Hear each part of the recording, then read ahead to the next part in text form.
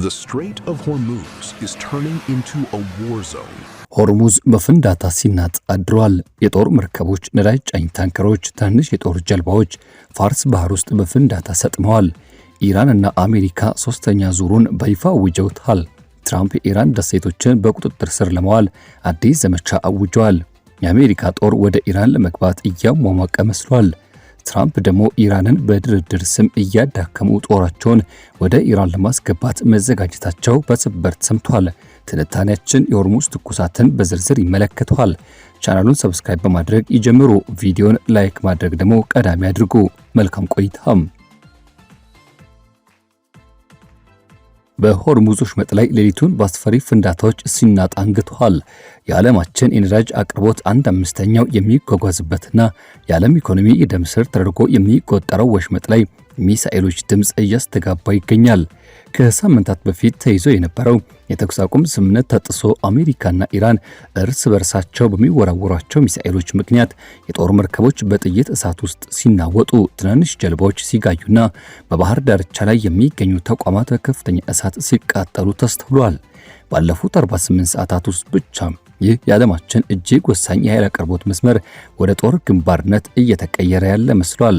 መላው ዓለምን እያንዳንዱ ፍንዳታ ውጤትም በከፍተኛ ስጋት እየተከታተለ ይገኛል። ይህ አሁን እየታየ ያለው ክስተት የራቀ ጂኦፖለቲካዊ ሽኩቻ ብቻ አይደለም። ይህ የ2026ቱ የፋርስ ባሕረ ሰላጤ እውነታ ነው። የአሜሪካ አውዳሚ ጦር መርከቦች፣ የኢራን አብዮታዊ ጥበቃ የፍጥነት ጀልባዎች፣ ድሮኖች፣ ሚሳኤሎችና የንግድ መርከቦች ሁሉ በአንድ ላይ ተጠላልፈው የዓለምን ኢኮኖሚ በአንድ ጀንበር ሊያናጉ የሚችሉበት አደገኛ ሁኔታ ተፈጥሯል። ኢራን ሐተም አልኔቢያ ማዕከላዊ እዝ የወጡ መግለጫዎች እንደሚያመለክቱት ከሆነ ዩናይትድ ስቴትስ ኦፍ አሜሪካ በጃስክ አቅራቢያ በሚገኘው የኢራን ባህር ክልል ውስጥ ወደ ሆርሙዝ ወሽመጥ በመጓዝ ላይ በነበረ የኢራን ነዳጅ ጫኝ መርከብ ላይ ጥቃት ሰንዝራለች። በተመሳሳይ ጊዜ የአሜሪካ ጦር ከቀጠናው አጋሮች ጋር በመሆን በሐሚር ሲሪክና እንዲሁም በቀሽም ደሴት መርከቦች አቅራቢያ በሚገኙ የሲቪል መኖሪያ አካባቢዎች ላይ የአየር ጥቃት መፈጸሙን ኢራን ከሳለች። የኢራን መገናኛ ብዙሃን እንደዘገበው ከሆነ ደግሞ ከኢራን ቁልፍ ደቡባዊ ወደቦች አንዱ በሆነው በባንደር አባስና ስትራቴጂካዊ ጠቀሜታ ባላት ቀሽም ደሴት አቅራቢያ ከፍተኛ ፍንዳታ ድምፅ ተሰምቷል። የቴህራን ምላሽ ፈጣን ነበረም። የኢራን ጦር ወዲያውኑ ያጸፋ እርምጃ መውሰዱን የገለጸ ሲሆን ከሆርሙዝ ወሽመጥ በስተ ምስራቅና በጃባር በስተ ደቡብ በሚገኙ የአሜሪካ ወታደራዊ መርከቦች ላይ ጥቃት በመሰንዘር ከፍተኛ ጉዳት ማድረሱን አስታወቀም። ከመንግስት ጋር ግንኙነት ያላቸው የመገናኛ ብዙሃን የአሜሪካን ወታደራዊ ንብረቶች ኢላማ ያደረጉ የሚሳኤልና የድሮን ጥቃቶችን የሚያሳዩ ተንቀሳቃሽ ምስሎችን አሰራጭተዋል። በተጨማሪም በምዕራብ ቴህራን የአየር መከላከያ ስርዓቶች ከጠላት የሚሰነዘሩ ጥቃቶችን ለመከላከል በሚያደርጉት ጥረት ከፍተኛ ፍንዳታ ድምፅም ስለመሰማቱ እየተነገረና እየተገለጸ ይገኛል። የአሜሪካ ማዕከላዊ እዝ ግን የቀረበው ምስል ከዚህ ፈጽሞ የተለየ መሆኑን ገልጿል። ሴንትኮም ባወጣው መግለጫ ከሆነ የኢራን በወሽመጡ በኩል በመጓዝ ላይ በነበሩ 3 የአሜሪካ የባህር ኃይል ሚሳኤል መሪ አውዳሚ መርከቦች ላይ በርካታ ሚሳኤሎች፣ ድሮኖችና እንዲሁም በርካታ ትናንሽ ጀልባዎችን መጠቀም ጥቃት መሰንዘሩን አስታውቋል። የአሜሪካ ጦር የተሰነዘሩባቸውን ጥቃቶች በሙሉ መክሸፉን፣ ስጋቶችን እንዳስወገደና መቀጠልም በባንደር አባስና በቀሽም ደሴት በሚገኙ የኢራን ወታደራዊ ተቋማት ማለትም በሚሳኤልና ድሮን ማስወንጨፊያ ጣቢያዎች በእዝና እንዲሁም በቁጥጥር ማዕከላት ከዚህም ባሻገር በደህንነት መረጃ ጣቢያዎች ላይ ራሱን የመከላከል ጥቃት እንደፈጸመ ገለጸ። በዚህ ግጭት ወቅትም ምንም አይነት የአሜሪካ መርከብ ጉዳት እንዳልደረሰበት ተነግሯል። ፕሬዝዳንት ዶናልድ ትራምፕ ለጋዜጠኞች በሰጡት መግለጫ ምንም እንኳን የውትርምስ ቢኖሩም ተኩስ አቁም ስምምነቱ አሁን እንደጸና መሆኑን አረጋግጠዋል። ትራምፕ ሲናገሩ አዎ ስምምነቱ አለ፣ ዛሬ ሊቀልዱብን ሞክረው ነበር፣ እኛ ግን አጥፍተናቸዋል። እኔ ግን ይህን እንደ ቀላል ነገር ነው የማየው ብለዋል። በራሳቸው ትሩዝ ሶሻል ላይ እንዲሁም ደግሞ የኢራን ትናንሽ ጀልባዎች መደምሰሳቸውን አያይዘው ገልጸዋል። በተጨማሪም ኢራን በአፋጣኝ ስምምነት ካልፈረመች ከዚህ የከፋና እጅግ አስከፊ መዘዝ እንደሚጠብቃት ተወቀው ሲሉ አሳስበውና አስጠንቅቀው አልፈዋል። ፕሬዝዳንት ዶናልድ ትራምፕ የተባበሩት አረብ ኤሚሬትስ የአየር መከላከያ ስርዓቷ ኢራን ሚሳኤሎችና ድሮኖችን ሲመክት መቆየቱን የገለጸች ሲሆን ቀደም ሲል በፉጃይራ የነዳጅ መሰረተ ልማት ላይ የደረሰው ጥቃት አሁንም በህዝቡ አእምሮ ውስጥም ትኩስ ሆኖ ይገኛል። ቀድሞውኑ ውጥረቱ በነገሰባቸው የባህረ ሰላጤው የንግድ መስመሮች ላይ የነዳጅ ጫኝ መርከቦች አቅጣጫቸውን ሲቀይሩ ወይም ባሉበት እንዲቆሙ ሲደረግ ከፍተኛ ጥንቃቄ እየተደረገ ስለመሆኑ እየተነገረና እየተገለጸ ነው። የመርከቦች የታጀበ ጉዞ ለማድረግና የሆርሙዝ ወሽመጥን ለመክፈት የተጀመረው ፕሮጀክት ፍሪደም የተሰኘው የአሜሪካ ባህር ኃይል ጥረትም በሁለቱ ወገኖች መካከል ሌላው የግጭት መንስኤ ሆኗል። በዚህ ቀውስ ውስጥ ካሉት እጅግ አስገራሚ ክስተቶች መካከል አንደኛው የአሜሪካ ባህረ ሰላጤ አጋሮች የሚከተሉት ሚና ነው። ግጭቱ የተፋፋመ ሲመጣና ትራምፕ ፕሮጀክት ፍሪደምን ተግባራዊ ለማድረግ ሲገፋፉ ሳውዲ አረቢያና ኩዌት አሜሪካ ቁልፍ የአየር ኃይል ጣቢያዎችና እንዲሁም የአየር መከለላቸውን እንዳትጠቀም በጊዜያዊነት የመከልከል ያልተጠበቀ እርምጃ ወሰዱ። የሳውዲ ባለስልጣናት አሜሪካ የሉል ሱልጣን አየር ኃይል ጣቢያን እንዳትጠቀምና በአየር ክልሏ ላይ በረራ እንዳታደርግ ማገዳቸውም ተዘገበም። ኩዌትም በተመሳሳይ ይህኑ ወታደራዊ ጣቢያዎችና የትራንዚት ፈቃዶችን አስመልክቶ ተመሳሳይ እገዳ ጥላ ነበረም። ይህ ቀላል የዲፕሎማሲ አለመግባባት አልነበረም። የአሜሪካ ጦር በቀጠና ውስጥ ለሚያካሂደው ወታደራዊ እንቅስቃሴ በባህረ ሰላጤው ሀገራት መካከል በሚገኙት የአየር ክልሎች አጠቃቀምና የመሰረተ ልማት ስምምነቶች ላይ በእጅጉ ይተማመናል። ያለ ሳውዲና ኩዌት ድጋፍ ሰፊ አየር ኃይል ወታደራዊ እንቅስቃሴዎችን ማድረግ እጅግ ውስብስብና አደገኛ ይሆናል። ይህ እገዳ ደግሞ የአሜሪካ ጦር መርከቦችን የማጀብ ተልዕኮን ለጊዜው እንዲያቆም ያስገደደ ሲሆን እነዚህ በነዳጅ የበለጸጉ ሀገራት ምን ያህል ተጋላጭ መሆናቸውንም ያሳየ ክስተት ሆኖ አልፏል።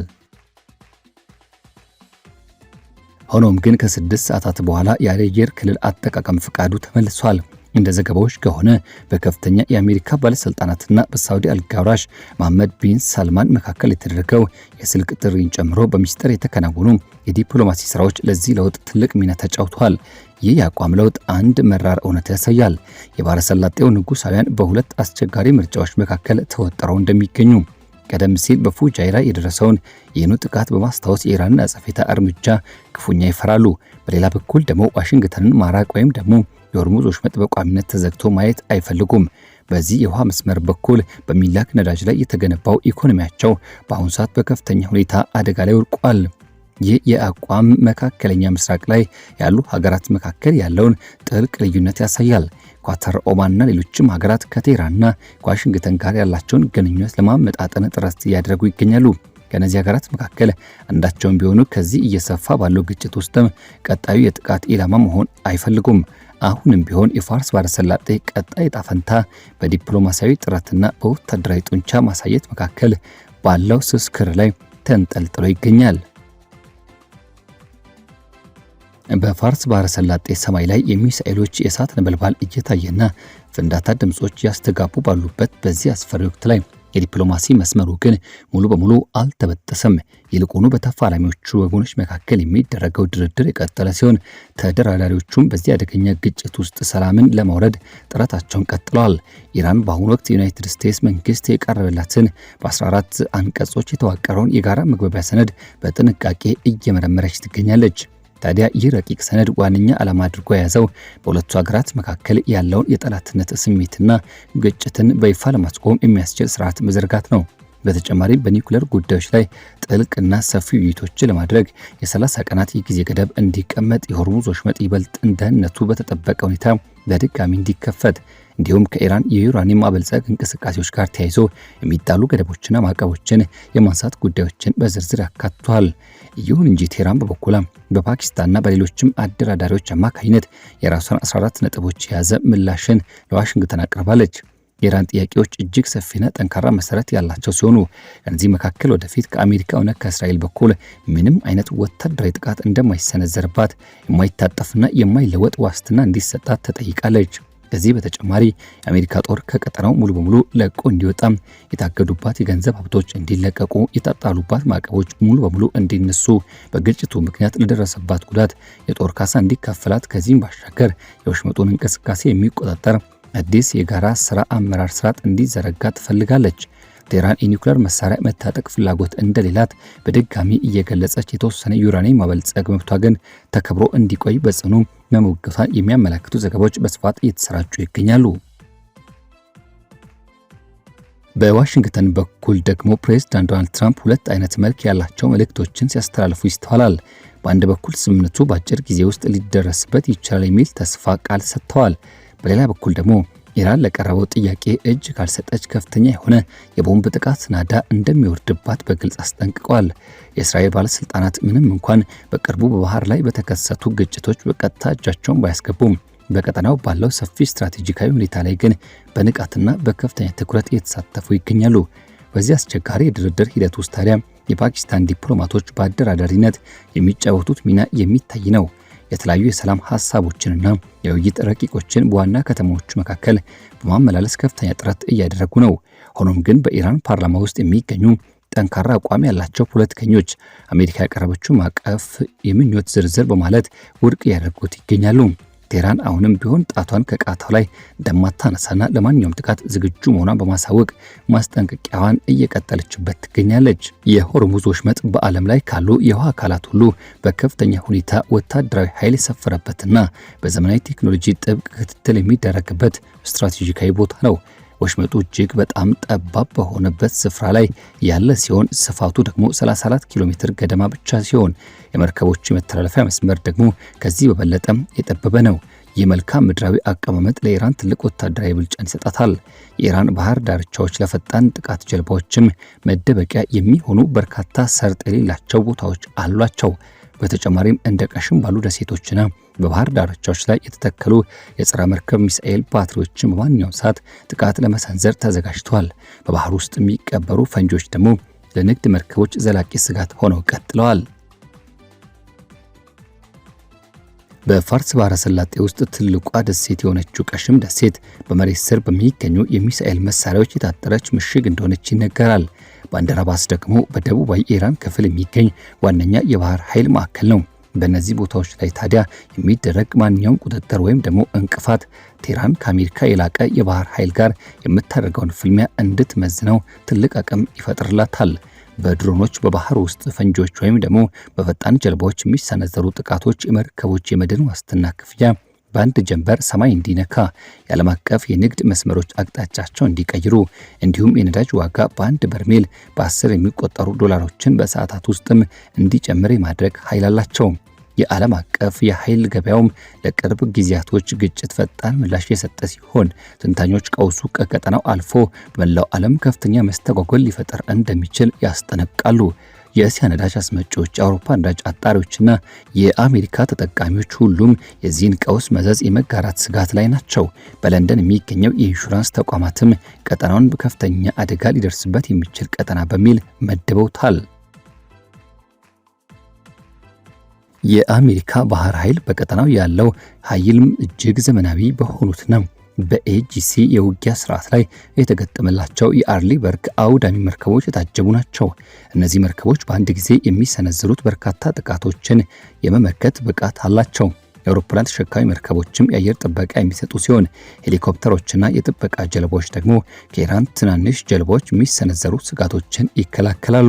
የአሜሪካ ማዕከላዊ እዝ ጥቃቶቹ ትክክለኛ ኢላማቸውን የጠበቁ መሆናቸውን አጽንኦት ሰጥተውበት ይገልጻሉ።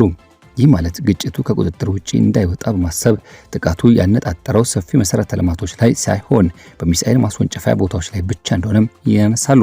በሌላ በኩል ደግሞ ኢራን የተቀላቀለ የውጊያ ስልትን ትከተላለች። ይህም በሺዎች የሚቆጠሩ ድሮኖችና ሚሳኤሎችን በተለይም ደግሞ ርካሽ የሆኑትን የሻሄድ ዝርያዎችን በሮኬቶችና በመትረየሶች የታጠቁ በርካታ አብዮታዊ ጥበቃ የፍጥነት ጀልባዎችን ከዚህም ባሻገር የባህር ዳርቻ መከላከያ ስርዓቶችን ትጠቀማለች። ምንም እንኳን የአሜሪካ ጦር በግልጽ ውጊያ የበላይነት ቢኖረውም ጠባቡና በተሽከርካሪዎች የተጨናነቀው የሆርሙዝ ወሽመጥ ግን ለድብቅ ጥቃቶች አመቺ መሆኑ ለጦርነቱ ከፍተኛ ፈተና ይፈጥራል።